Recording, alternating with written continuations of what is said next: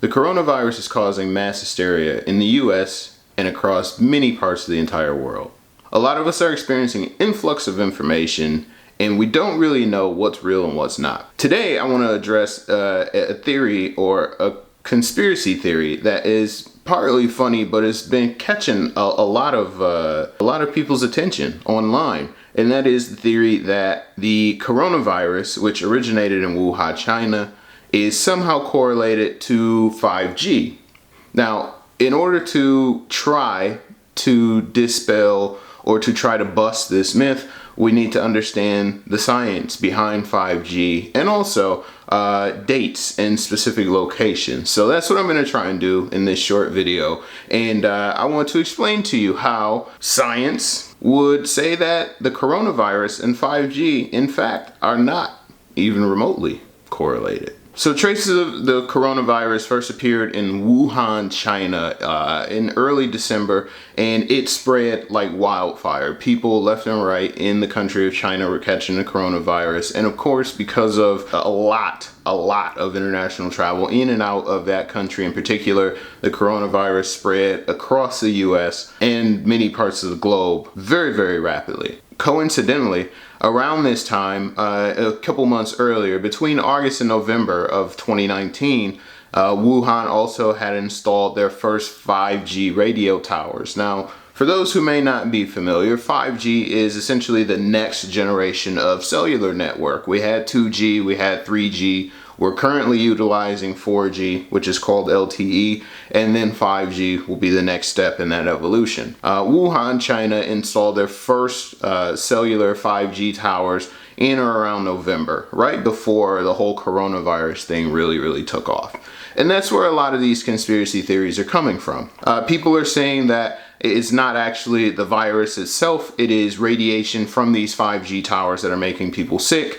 And other people are saying that the 5G towers themselves are compromising people's immune systems, which is leaving them more compromised to any virus that may be out. This is a very credible theory, but when you take a step back and you really look at the grand scheme of things, personally, this is my opinion, disclaimer, I am not a medical professional, I am not a scientist, I'm not even a high-level cellular engineer. I'm just a nerd who reads and understands how the towers themselves work.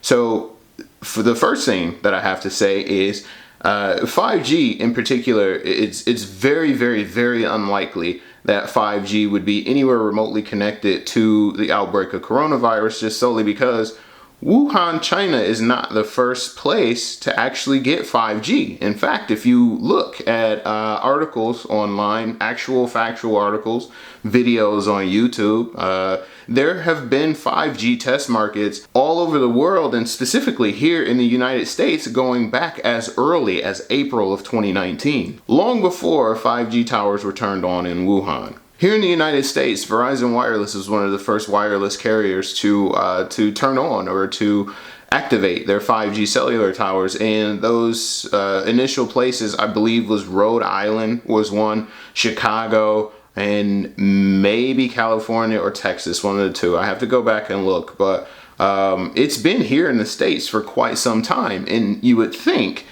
if 5G was directly responsible, we would have seen traces of something like the coronavirus here in the United States a lot sooner than January. Now, while I will admit it is entirely coincidental that right after Wuhan turned on their 5G networks, the coronavirus ravaged the country, I'm one, again, of the belief that the two can't be correlated, and it's largely due to how the networks themselves work. So, for starters, 5G in and of itself is more or less a technology standard, which means there's more than one frequency. There's the 6 gigahertz frequency, which is what you'll see more likely, and then there's also the millimeter wave. Both of these technologies right now are so dense that they can't penetrate buildings. The signal itself basically dies off the further away from the tower that you get.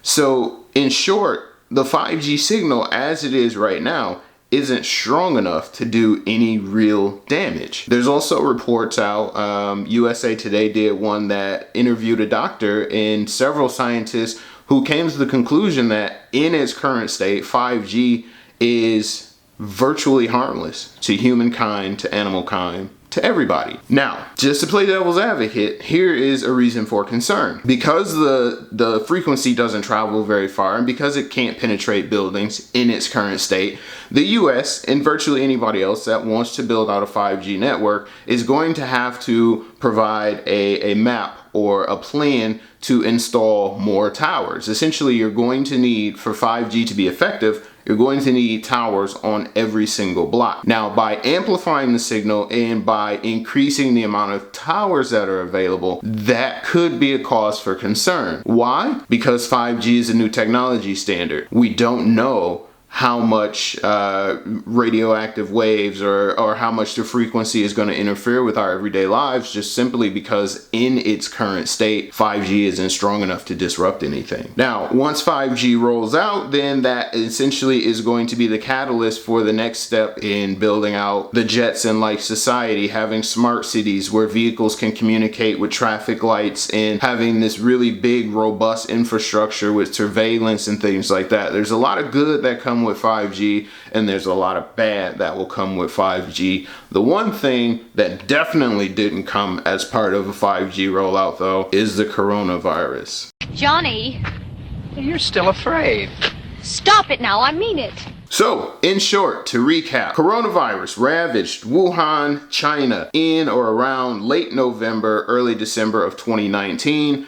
International travel helped spread the virus like wildfire across the entire globe. We are now in the middle of a global pandemic dealing with the coronavirus, and conspiracy theories link coronavirus directly to 5G build out. Because 5G in and of itself is a frequency that is really dense, and because the signal can't travel very far, can't penetrate buildings, and because it basically dies off as soon as you get a short distance away from the tower, it's highly unlikely that 5G was the cause for the coronavirus. Now, I would encourage anybody who has any contradictory evidence or thoughts or anything like that, drop a comment down below. I myself will be moderating them, so please be respectful, please be thoughtful. So, if you feel so obliged, feel free to comment on this video down below. If you think I did a decent job at explaining the correlation or non-correlation between the two, go ahead and give this video a thumbs up. Let me know. Subscribe to this channel. We're going to be doing a lot more videos like this. And also, I'm going to be rolling out a brand new lifestyle and culture website. We're calling it The Curated Culture. We're going to be dealing with a lot more issues like this: political issues, environmental science and health, mental health,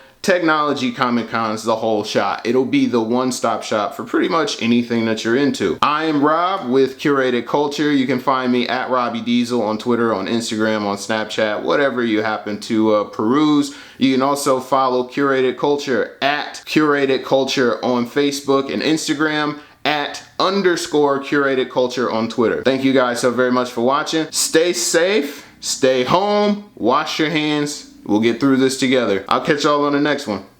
Peace.